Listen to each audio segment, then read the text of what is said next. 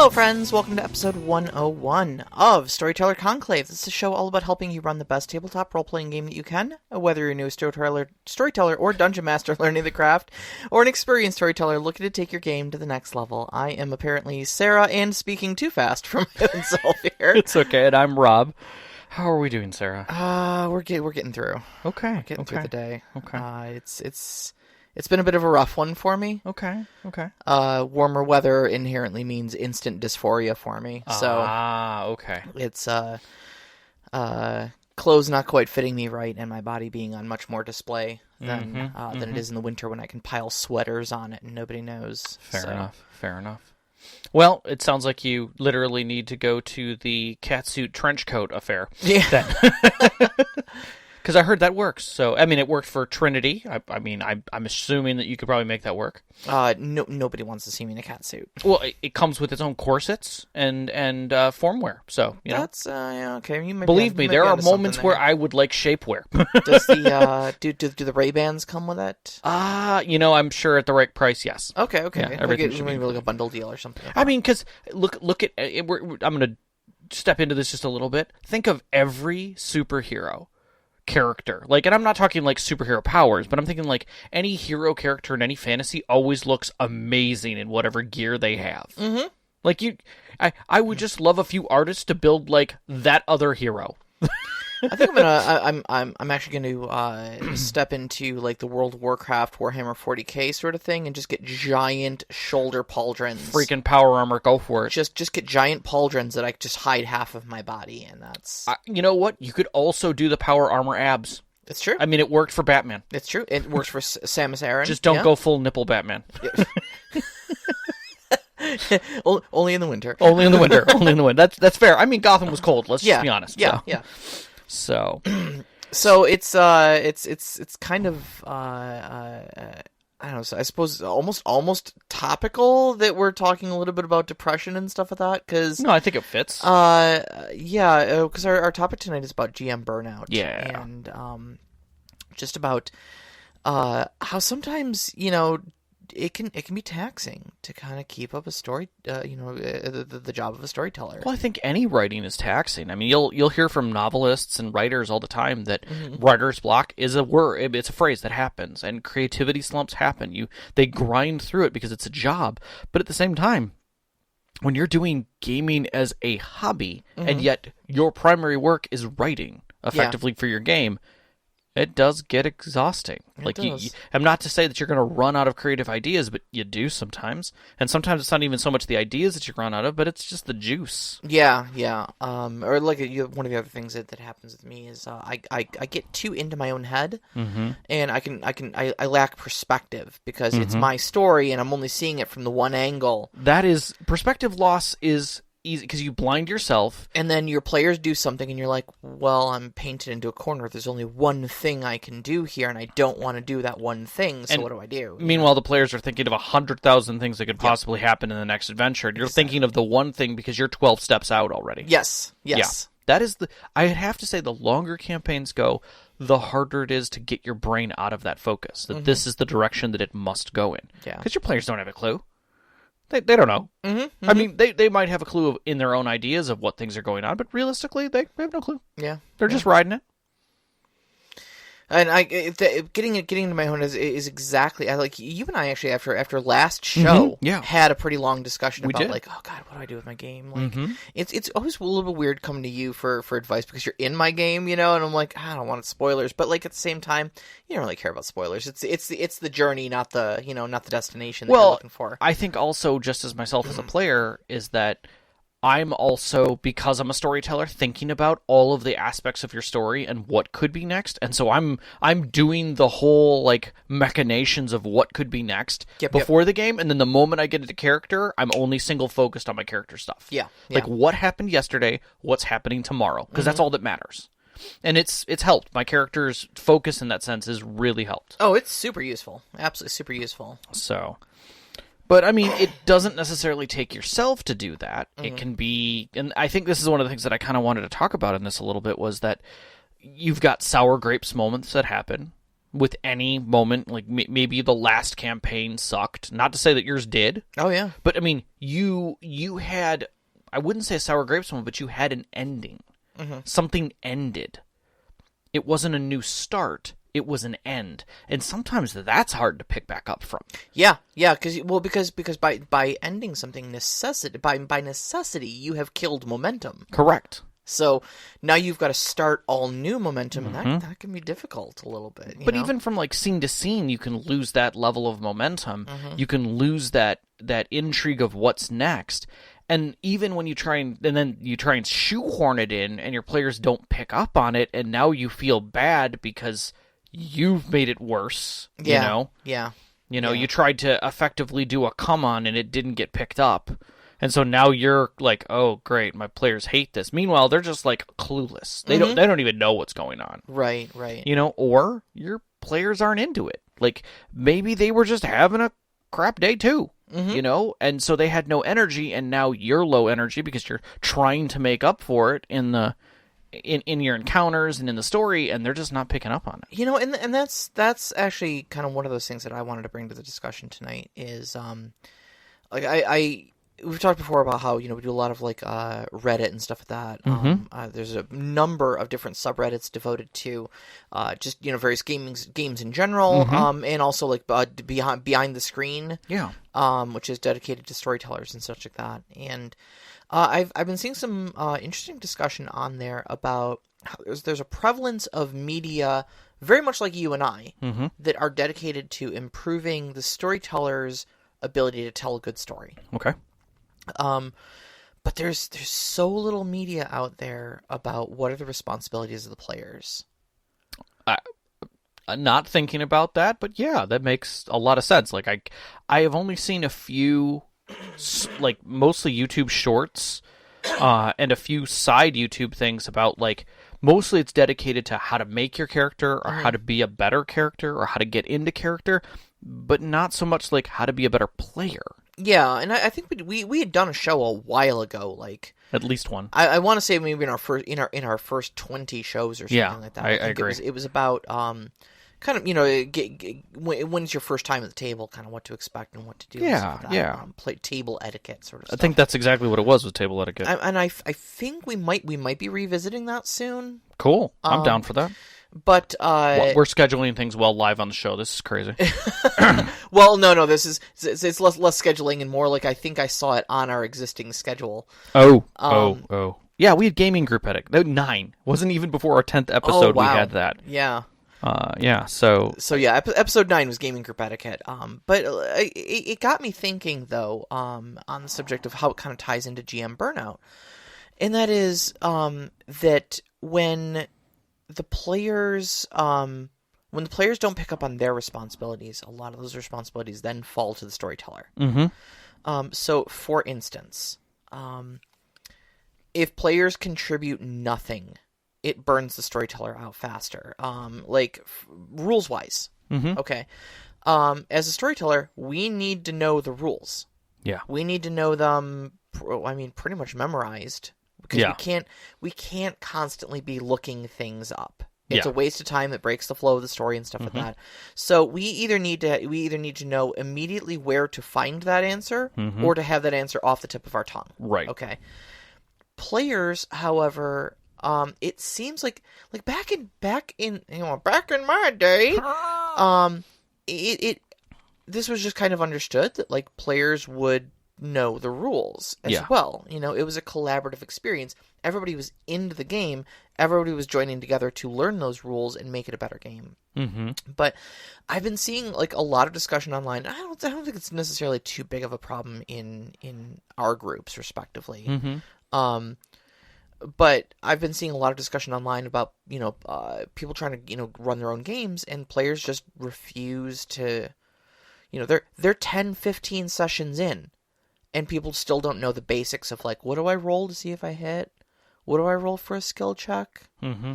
How much damage does my sword do? Mm-hmm. And it's like, buddy, you're playing a warrior. That's literally the only thing you need to know about your character is how much damage your sword does and what you roll to hit with it. Right.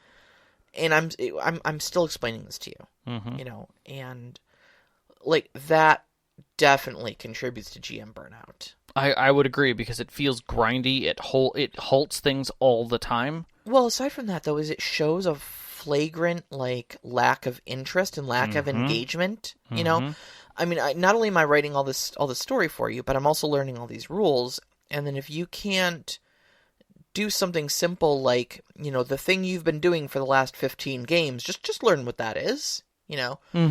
And I mean, I don't want to sit here and rant about horrible players and stuff like that, but it's definitely a contributing factor. And not only does that go with a rule system too, but players who refuse to engage with your story. You know, if you've got those players who they just kind of want to show up and just sit at the table for 4 hours, and sometimes they're scrolling on their phone and only kind of half paying attention, and they're doing the bare minimum of role play, and you're trying to hand them this epic experience, you know, of story, and they're just like, oh yeah, okay.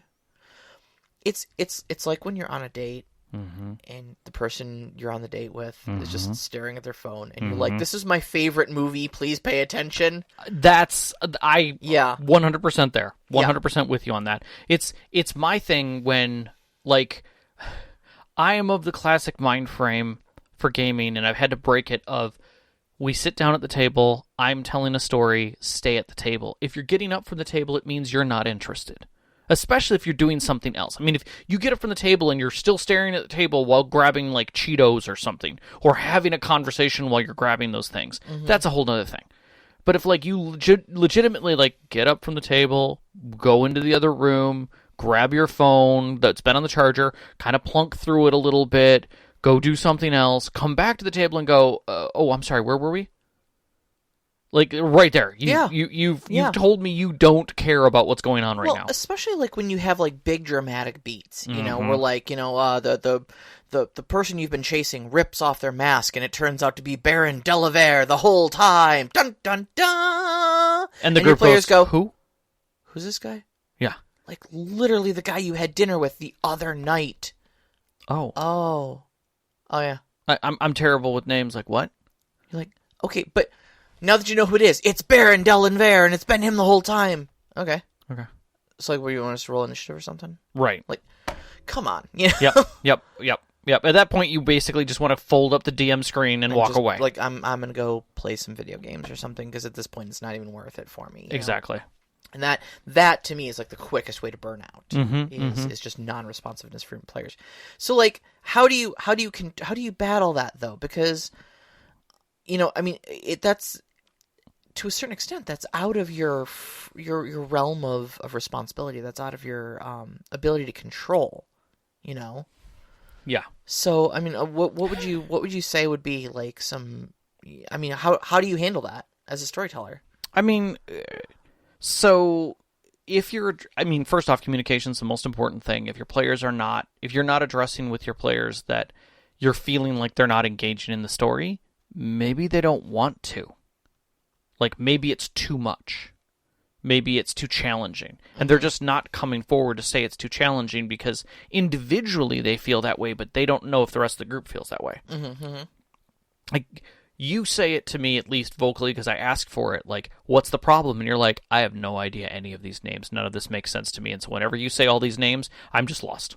Yep. I'm absolutely lost. Yep. Give me a lore book. Give me a couple pages. Give me some pictures of people that I can look at while you're telling me these things. Precisely. And I'm like, oh, shit. All these things are fresh in my head because I freaking wrote them.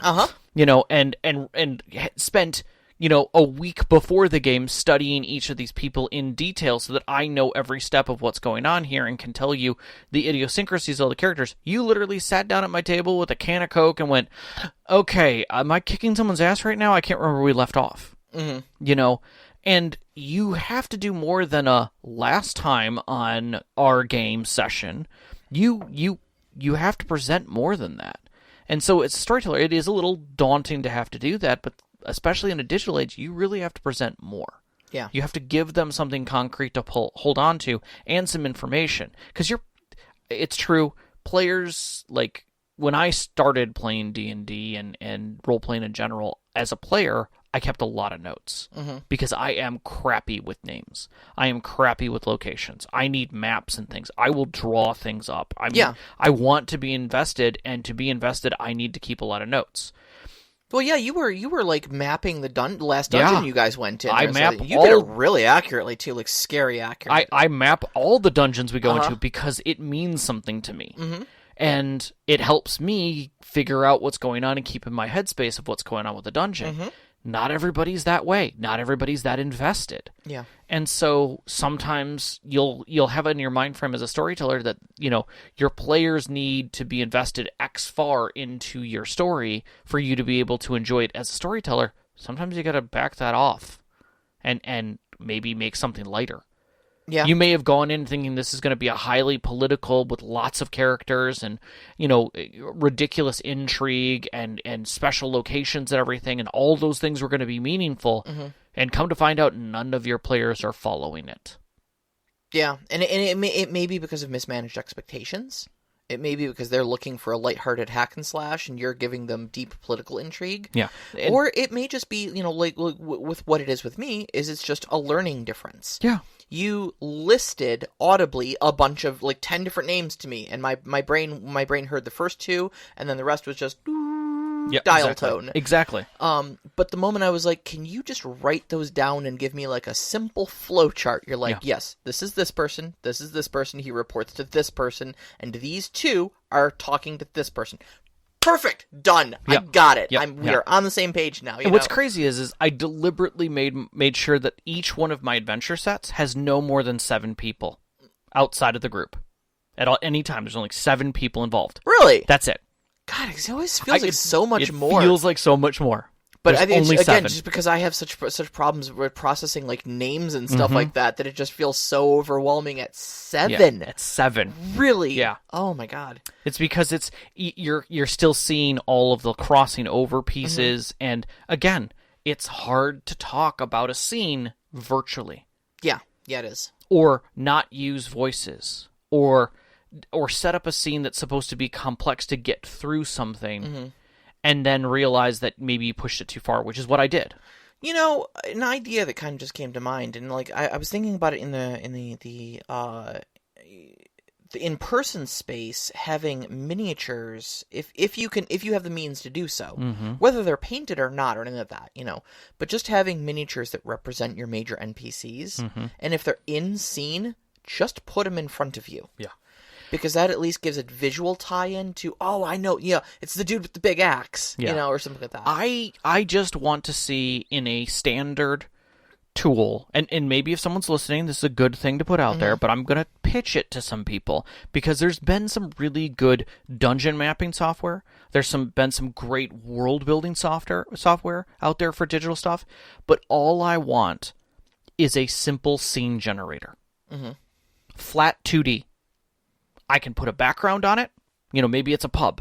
Maybe it's a city street. And then I can literally drop my tokens on there, the token images on there, and it will put them in the scene, and I can say, these are the people in the scene, and they have their little name underneath them and everything. Exactly. And that right there would help. And I can just click when I'm talking on them. Would help me with engagement so much. We've kind of got, so I'm probably going to start incorporating that in my own games. Oh, wow. No, we've just had a revelation here on the... Because I know we have player-based problems. We've gotten so far off topic, but it's okay. Regardless. Well, no. I think we're not off topic, because all of these things, if they go unresolved, put pressure on you as a storyteller. Correct. And I mean, all I'm saying to this is that there are always times when communication breaks down between the storyteller and the players. Yeah. Or even the players and the storyteller. You can't be afraid to talk to your storyteller. If you're having an issue, if you're having a struggle, if you're not engaging, or choose not to engage, you need to let your storyteller know. Because they may take personal offense to it, or they may just be depressed about it. Yeah. I mean, flat out. Some storytellers just run. That's all they do. They really don't care who's in the party. They're not listening to that. They're just there to run a game that either A, murders the players or runs their story. Yeah. That's it. That's all they're there to do. And there's nothing wrong with that play style. That is totally a storyteller style. Some people love that to the end of days. Give me an adventure with a storyteller who's just going to run the plot, and I'm just going to run alongside it. And that's it. I'm not going to make a change in the world, but by God, it's going to be an interesting story. Kind of a thing. They don't care if you're engaged. They're just going to run their game. But then there's people like you and me who, yes, I've got a disease. It's called caring too much, and it's incurable. Exactly. But I honestly think a scene generator would help. I think it would help for multiple reasons, and it would definitely create an aid for people who need it. And help engage the players, because now they're staring at things. I would love a robust character portrait creator. Sure. They do them in a million different MMOs and games and stuff like that. I would love to be able to just whip up NPCs real quick, Sure. That would be awesome. There's a couple of ones that do it for tokens that are like 8-bit. They're very fast. They're not very detailed, but they're very fast.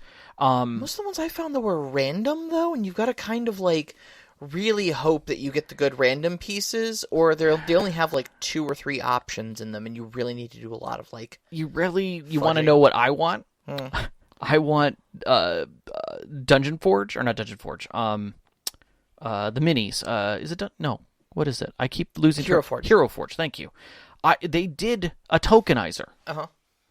Just let me build, a full character. Give me an option for $1 a month, or maybe I can only save so many, right? Yeah. But I can create a character through that, just random.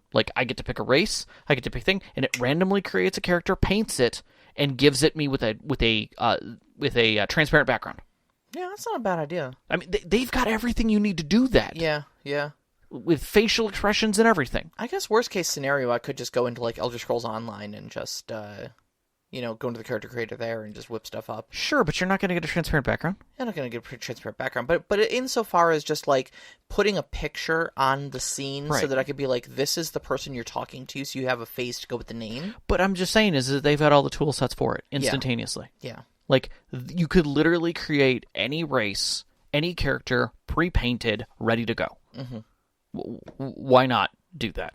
Why not make that an instant option that can then be dropped into any system? Just an API. Sounds good. I'd use it. I totally would use that. I would totally, and then you could tokenize it. You can do everything else with it. So, now of course we're saying all this, and it doesn't mean that somebody hasn't already generated all this thing. It's true. There's probably a utility out there that already does this sort of thing. Because we live in that age. So. Also, there's no reason why we couldn't also tap into the ridiculous artist community out there. It's true. And give them, for X number of dollars a month, you have unlimited access to, to character generators. Everything's tagged. So basically, when they create a piece of art, it's tagged with the race and class, and then you just go in and you get 30 or 40 images instantaneously, and you can put them in your own archive, and now you have it, and it comes from a specific artist, and they get paid for the art getting used. Sounds great. Yep. All right, so now that you're burned out... Yeah, now that all of that's gone to hell, and you're burned out... What do you do? How do you dig yourself out of those holes? I think the first thing to do, the first step of having a problem is admitting you have a problem. So you need to recognize you're getting burned out, or you already are burned out. I think seeing it with other people is a big thing. Sometimes your players will address it with you. Hey, when are we playing next? And if your first reaction is, yeah, you've just sighed the burnout. Yep. Regardless of how deep you are, you may be only level 1 burnout. You could be full on 6 because your answer is, I don't know. I don't know. Yeah, straight up, that's where I'm at right now. Not because I'm burned out on my game, just because I'm burned out on literally everything else in the entire world. And that's fine. And finding that one spoon to push my game back into action has just been tenuous. So, the other part of burnout is the approaching date. Maybe you've got a regularly scheduled game that's the second Tuesday of every month or whatever. Yeah. At 7 o'clock, and you see it's coming up on Tuesday, and you literally have nothing done, and or you're procrastinating. You're just not getting anything done because you take one look at your notes and the blank sheet that you're staring at, and you're like, and your brain just starts screaming, and it's like, I don't want to do this. And you find every reason that you can't start on it. You can't do anything with this. It's not going to work. Recognize that that's burnout. Yeah. Like, just immediately step away and be like, okay, I am burned out. Why am I burned out? I mean, I think the main rule of thumb for me is that this is a hobby. It is a game. It is supposed to be enjoyable for everybody, including the storyteller. Correct. And if you are at a point where your game is not enjoyable to you, that's when you're in burnout territory. Yeah. So especially that. I think once you've hit that point, one of the first things you have to do is take a pause. Yeah. Like, acknowledge that you're taking a pause. Make it an active effort, not a passive, I'm just going to ignore it, or I'll get to it, or, I started on some things, but it's taken me a while. No, make an active pause. Hey guys, I can't do this month. We're going to skip this month, but make it active that you are in it. Say, I'm taking some time off. We're starting next month again. This is the date that we're going to do it on. Now, everyone else is in on that. But you have to willingly, actively make the mental rest to say, I am taking a break from this. But know that you're coming back, that it's a break. Yeah. Sometimes that rest can be very long. Yeah. I put my hand up. I took a very long rest. You did take a very long rest. I needed it. Yeah, you absolutely did. You had a lot of things going on. Your whole family had a lot of things going on, so... and all of us as your players understood. Yep. And we were just like, okay, man, well, as soon as you're ready, we'll be back at your table. Yep. And I think that steps into the next thing. It's communicating with your players that this is an active rest, that you need this rest, that you need this break. I mean, guys, Scalander. I always get it. I'm terrible with names. I'm a terrible person. The Great GM. How to be a great GM. Oh, yeah. Guy is fantastic. And one of the things that he flat out agrees with is, if you are not ready for your game mentally, don't do it. You're going to give your players a bad game. You're going to give players a bad game, and then you're going to internalize the fact that everybody had a bad game. Correct. And you're going to be like, oh, God, I suck as a GM now, and that's only going to dig your hole deeper. Correct. This isn't a job. You're not required to do anything about this. On the other hand, if you're getting paid to run a game session... I was going to say, unless you're one of those professional DMs. We get that, yeah. Sorry, Matt Mercer, you're getting paid to do a show. Yeah. But at the same time, even Matt should be taking a break if he's not in it. He should, yeah. Honestly. I would love to have a good conversation with him about his burnout, because you got to know that's hellacious for him. Oh, absolutely. That kind of pressure has got to be even worse for him or any of the ones who do online games. Every single call he makes is under scrutiny, like thousands of tweets flooding into his inbox telling him he screwed up a rule or something like that. Any number of things. Just, yeah, man. But make the active thing, but recognize and request from your players assistance. If you tell them that you're burned out, let them know you need that help. You need that pickup. You need the next game for people to be on point for it. And so that they recognize what they have to bring to the table. Yep, absolutely. Let's see here. We talked about rest. So then, kind of getting back to the idea of then requesting that help that you need. Not only from your players, but just like... It's really nice just to have a sounding board, when we talked about how you're kind of my sounding board for my game. I don't see, you've actually very rarely used me as a sounding board. I have other sources. You've got a lot of other sources. I do have a lot of other sources. You've got, like, communities of people you've met at cons that wrote the games and stuff like that you bounce stuff off of. I invested a long time ago in writing communities and people and finding people who would stay in contact. So I do have a pretty good resource base when it comes to, holy crap, I dug myself into a mental hole. Here's what's going on. Peel me out of this story-wise. And every single time, it's usually the same things like, you didn't.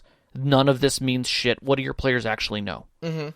And I always go, oh, so I can throw all this out. Yes, throw all of your brain out, start over again. And I do. And it helps every time to just hear that. But I do it all the time. That's my signature problem. Yeah. Yep. But I would say that, I kind of feel bad that I don't check in with you as much as you check in with me, but I think I check in with you and the group a lot more when it comes to my general feelings, like my exhaustion and what I need from my players. Yeah, I check in with that a lot more. So agreed. And I think your players also know that. I've seen. I know myself and a handful of the other players are pretty good at even just dropping you little one-lines of like, oh yeah, next time I'm definitely going to be addressing, this particular character or this particular issue, just so you kind of have a heads up of like what our characters' headspaces are. Yep. I think I told you my character is going to be throwing a little magical temper tantrum probably if people didn't start coming around to the idea that magic is not evil witchcraft that needs to be hunted and killed on first sight. Well, I mean, the world did kind of go to shit. Yeah, well, look, it was great. Just as a side tangent, it was really great that our friend Chris. Okay, so there's 2 wizards in our group. One of them is the collegiate high arcanist wizard who learned from a magical society in a mageocracy and is very snooty about his knowledge of magic. And one of them is a witch from the top of a mountain, trained by a crone, in the middle of nowhere. Yep. And they are more or less on equal footing power-wise, but they have 2 very, very distinct views on things. And last game, there was this great moment, whether Chris knows it or not, there was this great moment where he gave a speech about how some wizards only respect power, and those wizards are the bad ones. Right. But some wizards do it for the love of magic and the love of intellectualism and the will to create, and those are the good ones. And I don't know if he realized it or not, but he called Ravana out. Absolutely. Because, power for power's sake is 100% her MO. She's lawful neutral. Don't get me wrong. Yeah. She is completely lawful neutral. She really wants everybody to just be happy and safe. But power for power's sake is 100% her MO. Oh, yeah. But at the same time, he said that to a druid. A wizard told a fledgling druid that. Yeah. From a world that basically shuns magic at the moment, fears and shuns magic. Right. As a whole, so. Of hey, you should lean into it, and magic is actually really cool, but be intellectual about it and really, figure out what you want out of it, and don't just flagrantly throw power around. And Ravana's over in the corner going that would suck. Yeah. All right, so. You're burned out. You've communicated with everyone. Your players are giving you a little bit of feedback.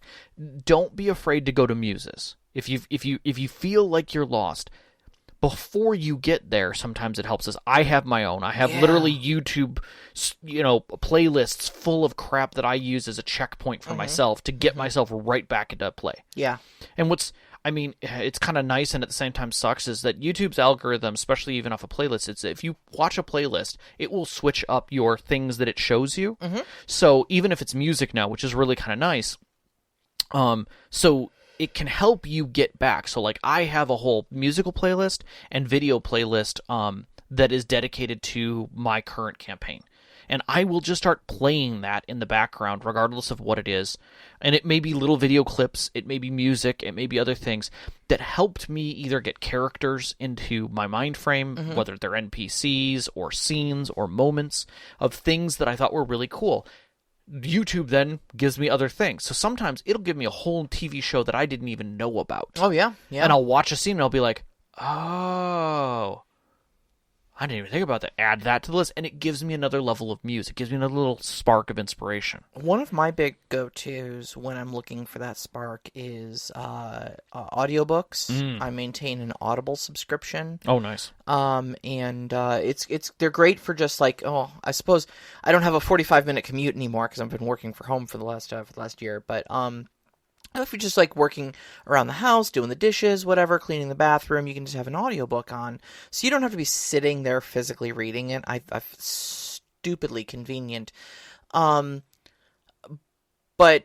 between that and throwing on movies and such like that, I find are probably my biggest inspirations. And what I look for is less looking for media that is adjacent to the story that I'm telling, i.e.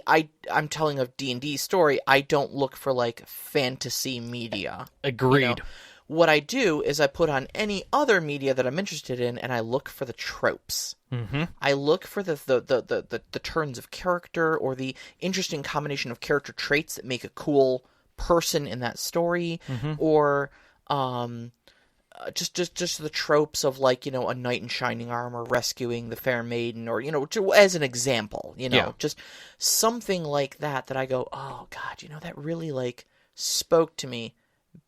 Do I have characters in my story I can do that with? I find old Law and Order episodes do that for me. Really? Mm-hmm. Law and Order, huh? There's so many characters. There's tons, yeah. You have a lot of a lot of speech. You have a lot of standard characters who you can watch, but at the same time, you're getting effectively characters who don't have a lot of growth. Mm-hmm. They're not going to change much. You want those base characters to be the same character, but you're getting little stories out of them.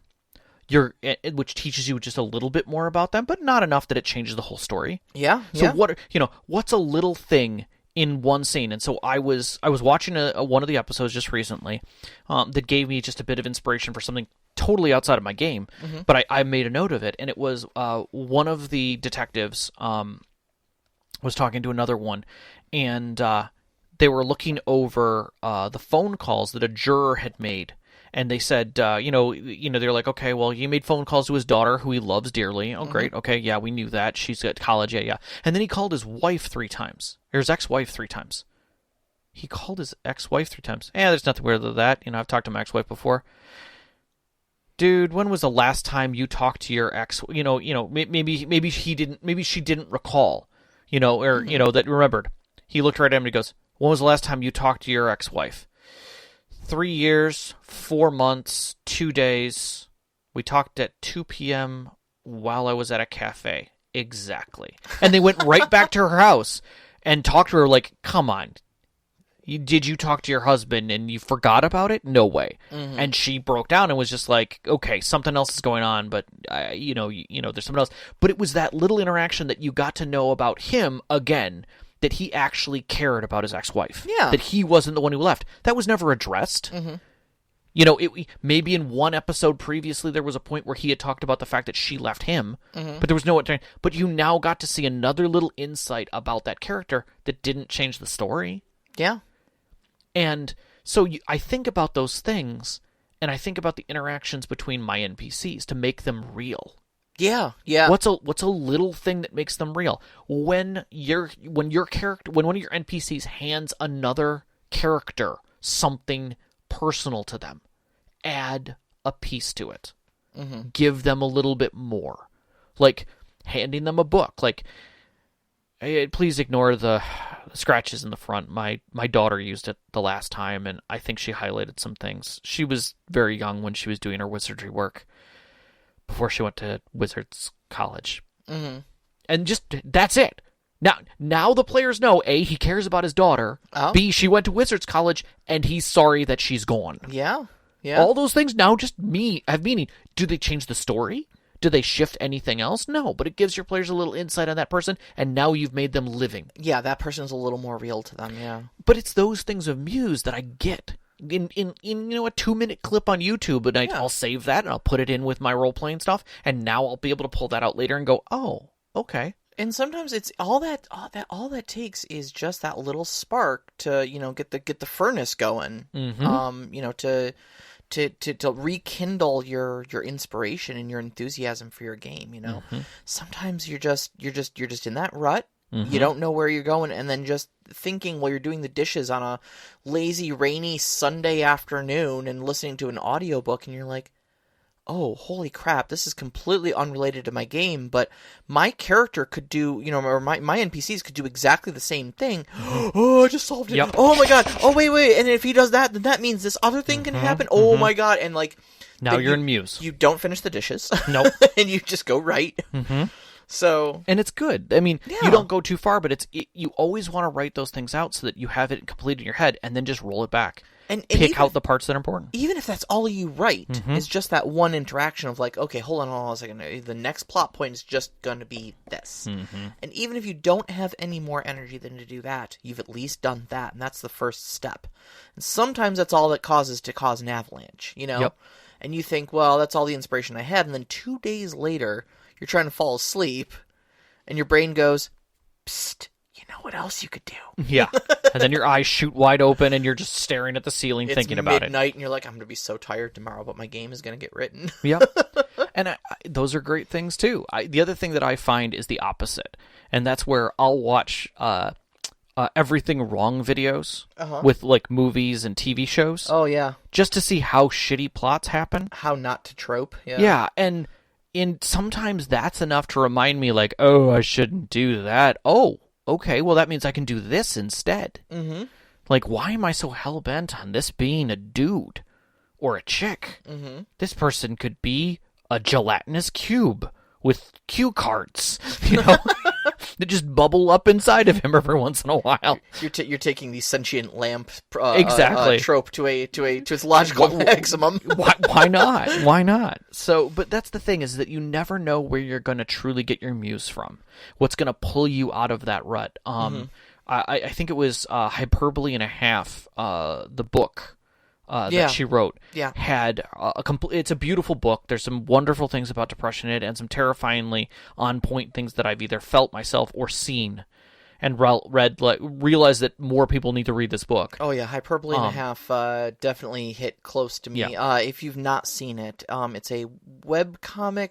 Was kind of a webcomic series that I apologize, I do not know the name of the author in real life. Wrote a bunch of webcomics and stuff like that to kind of deal with her depression and such like that. So be content warning that they are kind of heavy, but they're very entertaining and very well done. That's also where the clean all the things meme or came just from. all the things. All the things meme. That's where that came from. But in it, at one point, she's literally laying on the floor because she had been, like, the only way that she would move around was like a slug in a blanket. And she's laying on the floor, and she's staring under, I believe, the stove or the fridge. I think it was, yeah. And she just sees this crumb. This like, nugget-sized crumb that's underneath. And it breaks her. And it breaks her because she's not even thinking, like, how it got there. She's just seeing it, and it's funny to her. And it's enough to tip her over, to push her past things, and start laughing at ridiculousness, and let her mind shift away from it. And sometimes that's all you need, is just a little step to the left, or jump to the left and then a step to the right. And then there's a pelvic thrust that really drives you insane. It does. Honestly, it does. So that being said, if you can get yourself mused, started, if the ignition is there, taking the next steps can be challenging. But one of the best things is understanding that this is a restart. This is you turning the key over again. You're not running. You're not warm. You're literally restarting. And what that can mean for you is that the start point of where you think things should be in your story may not be where it needs to be. You could retcon everything you did up to that point, and your players may not notice. Straight up. Depending on how engaged they were before, yes. Right. That's true. And they don't know what they don't see beyond the hill. That's in your headspace. They don't know that the gods had an argument last week about the thing they did, and now this god has definitely got to solve a problem by sending these dudes after them. Hey, they don't know that. All they know is that last week there was a beholder in their chamber that they accidentally turned stone through some miracle of one of the players. And ended up with an artifact. That's all they know. They don't know anything more than that. Yep. They know a god may be involved with this. And honestly, like, time jumps are also a very viable thing too. Like, if you need to just, like, I don't like where last game session ended. It left me with a very sour moment, and I don't really want to have to resolve whatever was going on there and stuff like that. You can just be like, all right. It's a week later. Yeah. This is what's happened. You guys are at an inn. Go. Yeah. And there's nothing wrong with that. 7th Sea is really good about that. It's scene to scene, not moment to moment. Yeah, there's no need for continuation of, like, moment-to-moment continuation. Also, there's nothing to say that you can't, if you really want to just throw it all out and just be like, all right, it's been 2 weeks, the rain is hard, the carriage is racing as fast as it can through it while its wheels covered in mud, arrows are pelting the back from crossbows. In media res. They found you. Yep. And you're like, who found us? Who found us? And boom, now you've moved on. Mm-hmm. And your players literally move into their character of like, okay, what's my character doing? What happened? Yep. And boom, you're there. You're engaged. Just drop them in media res and just watch them scramble. Yeah, and let them come up with what's really going on. You've got a chase going on. Your NPCs don't even have to talk during that chase. Mm-hmm. Your players will figure it out. And that's the basis of a good restart. Yeah, absolutely. And now you're rolling again. Now it's the keeping it up. Now it's keeping it up. Yep. And basically preparing yourself for the next one because it's gonna happen. Yep. It's gonna happen. So. Let's get to some questions. I think it's a good idea. I was gonna list out a few things that I use. I think we kind of already went through there. Yeah, we kind of did. I would say if you're interested, hit me up in the chat. If you're interested in some of the stuff that we find, some of the YouTubes and stuff we're interested in, we can throw it in the chat channel, and you guys can we can go back and forth on what's beneficial to us and what helps us get out. And plus, absolutely. If you're in a rut right now, message. Let the channel help you out as well. Join our Discord, please. And also keep in mind too. We post regularly on Twitter. Yeah, we do. We've also got a Facebook page now. We do. A Facebook community. So, yes. If y'all want to engage with us there, that's also a thing. We would love it, honestly. Just trying to, make it more convenient. And, if you two are in a rut and need to bounce stuff off, I know we've got a story discussion channel on our Discord, too, that's really good. Yep. Just throw something out there and just be like, hey, guys, I don't know what the hell's going on now. Mm-hmm, and I guaranteed at least 3 people will jump in and be like, have you thought about this? Exactly. So... All right, hit us a question. All right, so Knox in the Box asks, in an effort to take the focus away from the burnout onto motivation, I've gotten into the habit of recording and documenting projects that I'm proud of, or that shows proof that I've gotten grown in some aspect of the skill. Are there any tools or tips that somebody might use to build their own prideful trips down tabletop's memory lane? Perhaps an accomplishment book or something similar? I actually had a journal. Where I would make notes for my games that was separate from my in-game notes. How about that? Okay. And I would write down lines from players, like either quotes or moments with the date. So while I was running through a game, it would help with 7C because that gave me drama dice directions. But what it also gave me was it reminded me about what was going on in those stories. Okay. And that really did help. I found that was very beneficial. Right. I should do it more often. I don't. So. I don't necessarily know that I do that with like the actual tabletop game itself, but what I do have is a Tumblr blog where I post a lot of my miniatures and stuff like that, works in progress and stuff like that. And I'm followed by a bunch of other painters and stuff like that. Yeah. So, r/mini painting on Reddit is another place where I'll post and stuff like that, and just kind of show off my physical works. And when those get 200 likes or something like that, that makes you feel pretty good. Yeah, it's a good pat on the back. So I definitely think accomplishment books is a great way to go. Yeah, absolutely. There's some actual really good campaign journals out there that you can get, both that are PDFs that you can print out yourself or fill in. But there's a few physical ones that are out there that are just fantastic, and they actually include DM notes that are outside of story.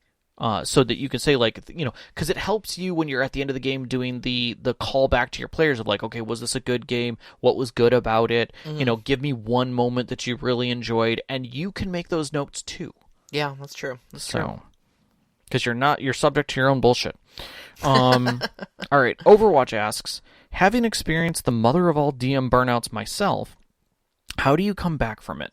What are some good ways to relight the fires, get the wheels turning, and get back on the table in a way that is comfortable and rewarding at a new time in your life after hitting your limit? I think we kind of dashed through a lot of that in the game, but I think for long breaks, it's finding a muse. Yeah. Finding the crumb under the oven, finding the one thing that makes you look at gaming and say, yeah, I want to tell that story. I think that's the crowbar that starts it in. And then after that, it's talking to one other person that you know is interested. So just so you have somebody else's enthusiasm to feed off of, and I think that's really super valuable, yeah. Having those enthusiastic resources, your own personal hype person, thank you, Knox, is always nice to have. Knox does a fine job of keeping us hyped up almost on a too regular basis, I would say, but it's wonderful. But I think everyone has a player who loves their stories. Everyone has someone who listens to them a little bit. And if you don't, start talking. Find that person that can give you a little extra muse, that little push of like, hey, so I'm thinking of doing this game that involves piracy and an artifact, and one of the main characters that I'm going to have in the party is going to be the captain of the ship, but the ship is going to be a living ship. Like, it's got its own, it's alive, and the only person who knows that is the captain. Mm-hmm. And you're like, okay. And so now somebody starts questioning you. They may not be enthusiastic about it, but they're going to start asking you questions about it. And that is its own level of enthusiasm. Yeah, definitely. I think the other thing, too, like to kind of address the other half of your question, implying from not just coming back from a little burnout, but coming back from, like, bouncing off of rock bottom. Right. Where not just your DMing, but your maybe your life hit a severe bump. Oh yeah. I am pretty familiar with that position myself. So what I'll say is start small. Mm-hmm. Don't reach for the stars on your first foray back into storytelling. Give yourself a small victory to feed off of and try to build some momentum. Get a group together, play a basic game of D&D or Shadowrun or whatever. Just send them on a milk run. Nothing too complicated. Don't try to recreate George R.R. Martin's epic intertwined story with 10 billion characters. Just or grab a predefined adventure. Yeah. And just work on making it the best little story that you can. Mm-hmm. Focus on the player's enjoyment. Listen to it. Just listen to it. And just take that little victory of running a small, simple game with friends and let that feel familiar. Let that feel good. And feed off of that enthusiasm. Make the best grilled cheese sandwich you can make. Precisely. Precisely. Yeah, don't go reaching for something new necessarily. I mean, if it's enthusiastic for you, great. But find knowledge about it. Don't let it be a stumbling block. Yeah. Don't let it be something that stops you. Don't think like I need to create a new world and a new set of rules and dig into this. You'll be literally at it for years. Oh yeah. And the thing is when you're setting yourself up for failure there. If you're barely scraping the spoons together to get back in the saddle, then you're not going to have the spoons to finish something major like that. Right. And then you're going to take that as another failure. Exactly. And that's just not where you need to be, especially after a major life event like hitting a really rough patch, hitting a rock bottom sort of event. So yeah, and find people who are going to be enthusiastic with you. Yeah, absolutely. So. And chances are too, if you do have at least a decent group of friends, they're going to be very understanding of that.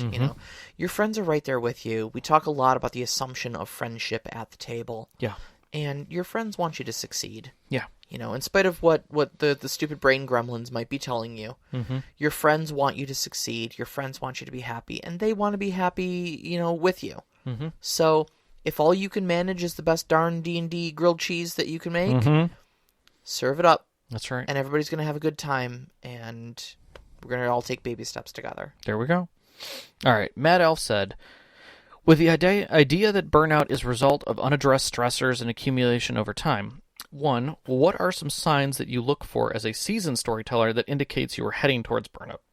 Excuse me. And 2, what tools do you use to address stressful experiences to mitigate and accumulate enough that you don't become burned out? So mitigating it before you even get there. Yeah. I would say as far as the signs, we kind of talked about some of those. It's the hesitation to want to run something or procrastination at running it or even working on it. Yeah. If you find yourself doing that, then there's an issue there. I knew I was getting burned out. Again, not because of my game, but literally because of everything else going on in the world right now, and my game is just too stressful to even think about. When I saw a message posted on the Discord that my game is hosted on, and like I had a moment of dread of like, oh god, is that somebody asking me when my game's gonna be scheduled? Yep. Oh god. And then I clicked on it. It was just somebody posting a meme. Yeah. But yeah. That's when I knew. Yep. And you have to be able to recognize those things. Yep. And I think tools to address stressful experiences and mitigate, I think, I don't know. I think it comes down to communicating with your players more and making sure that they're aware of what's going on. Like, if you only see each other's once a month, like in your sessions, being in contact with them, using things like Discord and stuff, where you have channels that are part of the group but not necessarily part of the adventure, so that they can know and you guys can stay in contact outside of that. Yeah, I think that's definitely an aspect. I think for me, one of the things that helps is meta discussion. So we, at least in our own personal groups, I know this varies group to group. It really does. This isn't, I wouldn't say this is a blanket solution, but in our own groups, we encourage meta discussion, being that, players discussing the plot of the game and deciding from an out-of-character standpoint what they want to do and how they're going to engage with the story. Some people call it table talk. I encourage a lot of that. I know Rob does as well. Just simply because it keeps players engaged with the story. Yeah. And I find it compensates for the fact that, like, within the scope of the story, your characters are there living, breathing it, seeing it firsthand and experiencing it. But the players who are puppeteering those characters are only experiencing it maybe once a month over Discord. Right. You know, and having to imagine all this stuff in your hands. So you have this thick layer of separation between player and character. Right. And so having a little table talk to kind of come up with some ideas or workshop a solution to a problem in the game or whatever. Yep. Or even just banter about like, hey, wouldn't it be cool if we did this? Yeah.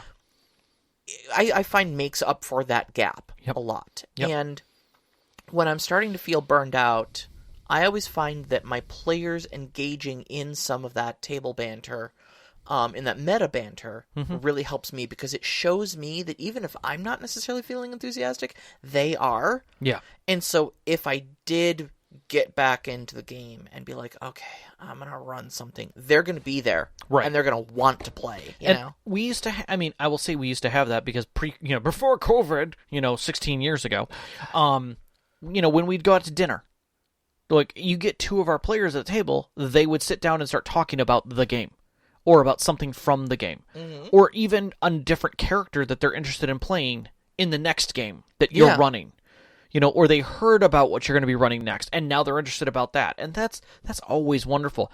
But with, the digital world, unless they put it down, you don't hear it. You don't see it. Yeah. So I think as players, it's good for us to do that with our storytellers, to keep them aware that they're in our minds. And when we get back together, that maybe we relight those conversations, that it isn't so quiet. Yeah. Yeah. And I think it'll come back, and I think that's a good thing. We have a mutual friend and player in my game that texts both of us regularly. Sometimes right after the show. Yeah, sometimes during the show. It's like, you know what I'm going to do with my character? And that gives me so much life. Yeah. It really, really does. Just knowing that at least one of my characters is just so gung-ho, or one of my players is just so gung-ho to get back at the table with us. Yeah. So. But we got something in live show chat that I want to end with before we get to our closing. Knox posted something that is 100% true. And it's a quote from Juliet C. Obido. Is that correct? Am I saying that right? Obido, yeah, that's right. Burnout exists because we've made rest a reward rather than a right. That is so true, yeah. Taking time for rest is self-care. Yep. Yeah. You need to do it. It needs to be part of your routine. Yeah, and remember that for your D&D games. Yep. Long rests and short rests are meant for the DM too. Exactly. All right, so next week's topic, we are doing, it's a second Wednesday of the month, so we are doing a system spotlight again. This time we're going to be doing this on a fun little game called Apillion, a Dragon Epic by Magpie Games. So you can find us up on Twitter at @ST_Conclave, on Instagram, ST_Conclave, up on MixLR every Wednesday night at 7 p.m. Eastern Time. We record live. You can listen to it at mixlr.com/storyteller-conclave, and join us in the live chat on the Discord. You can find the Discord link on our Twitter, as well as our website, storytellerconclave.com. Thank you so much to our Patreon members. Everyone makes it so much easier for us to do this every single week, but especially our named members, Knox in the Box, Sam, the Arcane Asylum, Sparkle Motion, Veteran, and Hulavu. That list gets longer every time. I'm so happy that it does, because you guys make it so much easier. Our pre-show music is by Arcane Anthems. You can find that at patreon.com/arcaneanthems. Our intro music is Beyond the Warriors by Geefrog. You can find that at geefrogmusic.weebly.com. Our outro music, which you're hearing right now, is Only Our Footprints in the Sand by Midair Machine. You can find that at soundcloud.com/midairmachine/tracks. And a big shout out, as always, to our families, Vicky and Sean. Thank you so much for loving and supporting us. All of our friends who've sat with us at our tables over the years to give us these great stories to share with you. And you, every single one of our listeners, we love you so much. We love you. Good night. Good night.